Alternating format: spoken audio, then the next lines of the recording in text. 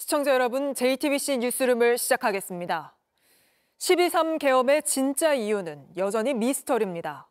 명령권자인 윤석열 대통령이 야당 경고용이라고 했다가 대국민 호소용이란 식으로 오락가락 말을 바꾸고 있어서입니다. 이런 상황에서 저희 JTBC가 내란 2인자 김용현 전 국방부 장관의 진술 내용을 추가로 취재했습니다. 윤 대통령이 명태균 공천 개입 사건을 언급하며 비상대책이 필요하다 말했다고 밝혔다는 건데, 김 전 장관은 대통령이 이 말을 한 게 지난해 11월 24일, 그러니까 계엄을 딱 열흘 전이라고 날짜까지 구체적으로 대면서 두 차례나 같은 진술을 반복했습니다. 김건희 여사가 사실상 주연으로 등장하는 명태균 게이트. 이걸 덮으려는 게 온 나라를 혼돈으로 몰아넣은 계엄령의 진짜 이유는 아니었는지 밝혀져야 합니다. 첫 소식 박병현 기자의 단독 보도입니다. 윤석열 대통령의 비상계엄 선포 배경 중 하나로 명태균 공천 개입 의혹 사건이 작용했을 것이라고 국회 탄핵소추 대리인단은 판단하고 있습니다.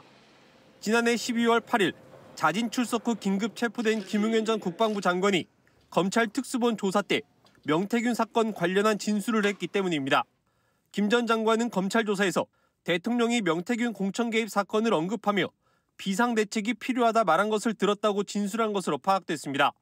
지난해 11월 24일 윤 대통령이 검사, 감사원장, 국방부 장관 탄핵 등을 이야기하며 명태균 사건도 언급했다는 겁니다. 특히 김 전 장관은 이와 같은 진술을 두 차례나 반복해서 진술한 것으로 나타났습니다. 윤 대통령은 탄핵 심판 변론 때 계엄의 목적이 대국민 호소라고 주장했습니다. 계엄 선포의 이유는 야당에 대한 경고가 아니고요. 주권자인 국민에게 호소해서 엄정한 감시와 비판을 해달라는 것이지 야당에 대한 경고는 아무리 해봐야 소용이 없습니다.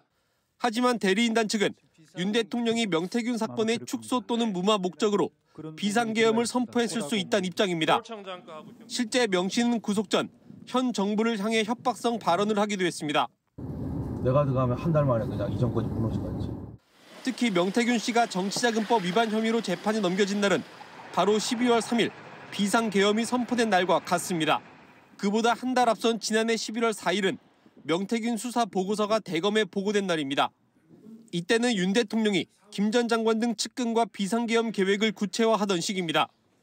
국회 대리인단 측은 본인과 부인의 개인 비리를 감추기 위한 목적이었다면 용납할 수 없는 헌정질서 파괴 행위라고 밝혔습니다. JTBC 박병현입니다. JTBC 뉴스를 시청해 주셔서 고맙습니다. 저희는 저녁 6시 30분 뉴스룸에서 뵙겠습니다.